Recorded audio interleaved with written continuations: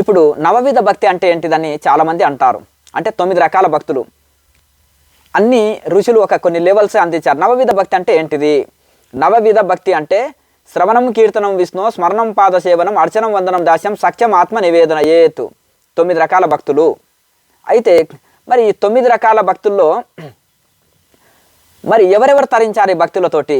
శ్రీ విష్ణు శ్రవణే పరీక్షిత భవతు వైయాసఖి కీర్తనే ప్రహ్లాద స్మరణే తదంగ్రి భజనే లక్ష్మీ పృతువు పూజనే అక్రూరస్మి వందనే కపిపతి దాస్యేన సఖ్యేర్జున సర్వస్వాత్మ నివేదనే బలిరభూత్ కృష్ణాప్తిరేశాంపరం.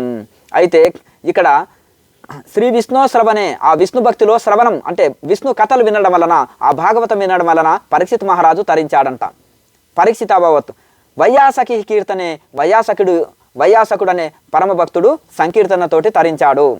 ప్రహ్లాద స్మరణే, ప్రహ్లాదుడు పానీయంబులు ద్రావుచును గుడిచుచును లక్షించుచును అని ఎల్లవేళలా కూర్చున్న 24 గంటలు ఎల్లవేళలా అన్ని కార్యాలలో అన్ని అవస్థలో సర్వకాల సర్వ అవస్థలో ఎందును ఆయన ఎప్పుడు నారాయణ నారాయణ అంటూ ఆ దైవనామ స్మరణ చేసేవాడు.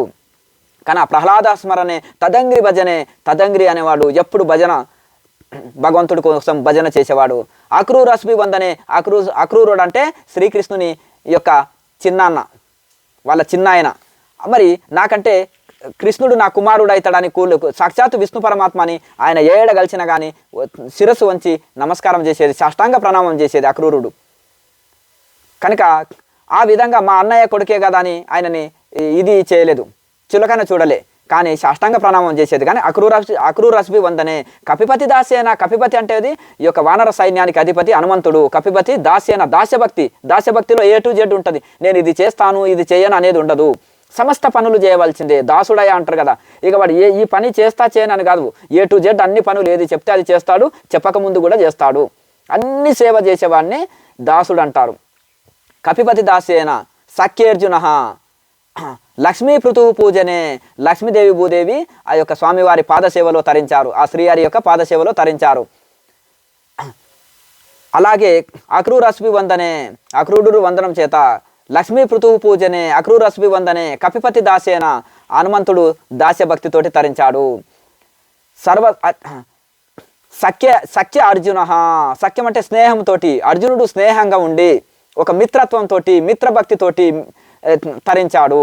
సర్వస్వాత్మ నివేదనే బలిరభూత్ కృష్ణాప్తిరేశాంపరం. సర్వం అంటే తను ఇచ్చాడు, ధనం ఇచ్చాడు, ఆత్మ నివేదనం చేశాడు. ఇది తను మన ధనములు సమస్తం అర్పించాడు బలి చక్రవర్తి.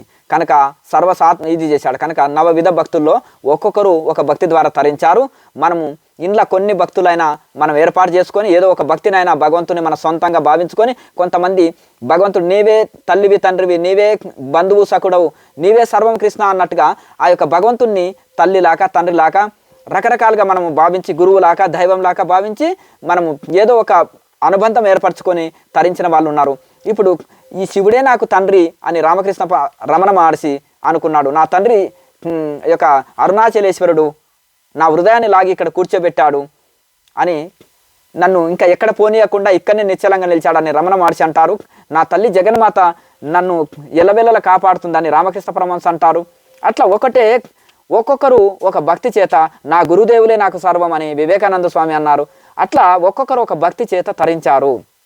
కనుక ఈ విధంగా మరి మనం ఏదో ఒక భక్తిని అలవర్చుకొని భగవంతుని మన సొంతం అనుకొని శరణాగతితోటి మనం తరిస్తాము. అందుకని నవవిధ భక్తి అనేది నారదుల వారు మనకు భాగవతంలో చెప్పారు. కనుక నవవిధ భక్తిలో భక్తి చేసి తరించండి. ఓం